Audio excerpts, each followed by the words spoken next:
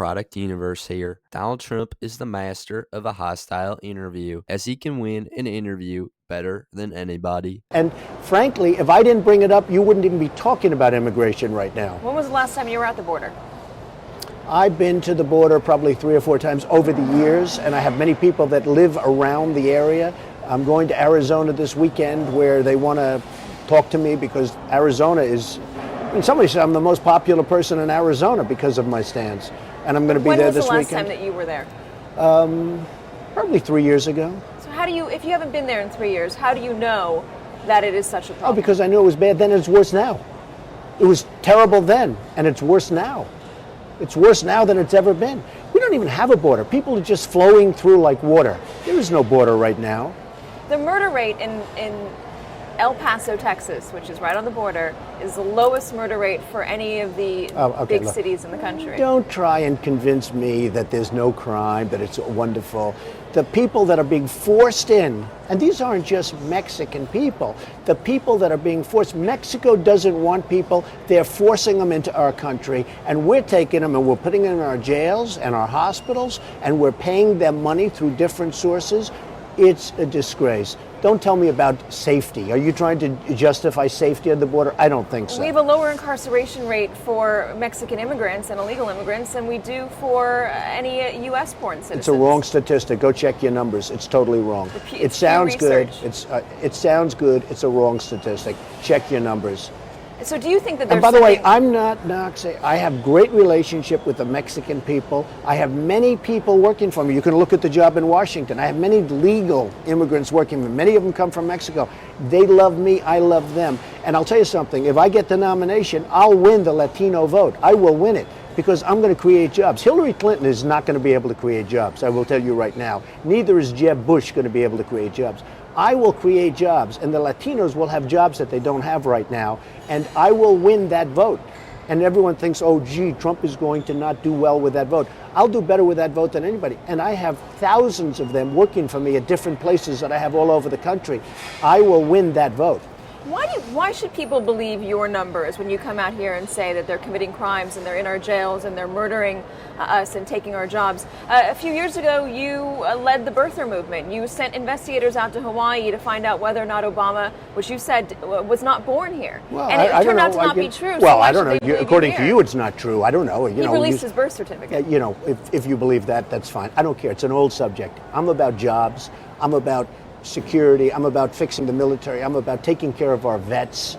I'm about things that you don't have to bring up old subjects. Whether he did or not, who knows? A lot of people don't agree with you on that, by the way.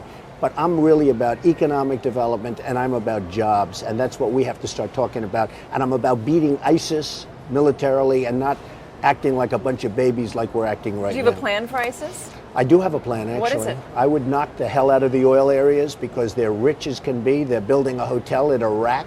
They took over a hotel. They're renovating a hotel in Iraq. They're renovating another hotel in a different location. They have nothing but money. It's coming out of their ears. And they're getting most of their money from oil. Would you and if say you ground remember, troops? excuse me, Katie, if you remember, number one, I said you shouldn't go into Iraq anyway because you're going to destabilize the Middle East. That's exactly what happened. Then I said, once you're in, if you're leaving, keep the oil. Well, ISIS has the oil, and Iran has the oil. If they would have listened to me that way, and I was very strong. The Bush people in 2004 sent people to my office because they didn't want me to say what I was saying. And I'm more into the military, by the way, than anybody. But you have to know when and where to use the military. We made a tremendous mistake. We spent $2 trillion, thousands of lives, wounded warriors all over the place, who I love, by the way, all over the place. And what do we have? We're not even there anymore. And Iran is taking over Iraq. In fact, they're meeting right now. Iran is taking over Iraq. We got nothing for it, zero. And it's really a sad situation. With ISIS, you kill them at the head, you take the oil. That's where they're getting their money. If you bomb the hell out of it, you bomb the hell out of it. You've got to stop their wealth. They have tremendous wealth. I'm talking about oil. I'm talking about oil areas. I'm not talking about civilian areas. Civilians are near oil areas. Oh, give me a break, Katie. Go ahead, next question.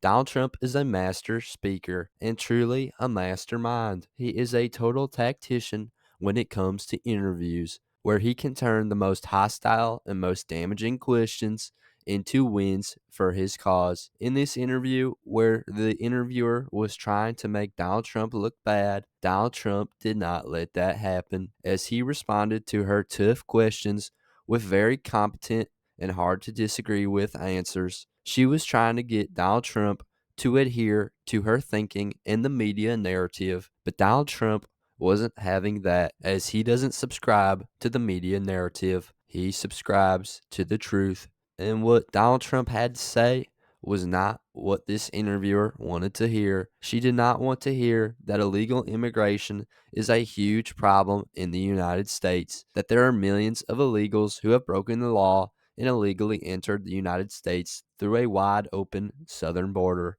Although the interviewer was trying to vilify Donald Trump and his tough on illegal immigration approach, as she was bringing up the experts, the statistics, and the media data to prove her point. But Donald Trump destroyed her narrative when they were debating if illegal immigrants commit crimes. She was trying to say that they don't commit as many crimes, while Donald Trump was arguing that they do, because every single illegal immigrant who has entered our country has committed the crime of illegally trespassing and breaking and entering into our country. When she knew she had been beat on this issue, she moved this issue over to the Middle East, where she did her best to try and catch Donald Trump saying something politically incorrect, and she failed miserably again. The way that Donald Trump handled this interview and these tough and hostile questions that were meant to get him show why Donald Trump is so beloved, because the answers he gives when many others of less IQ would be backed into a corner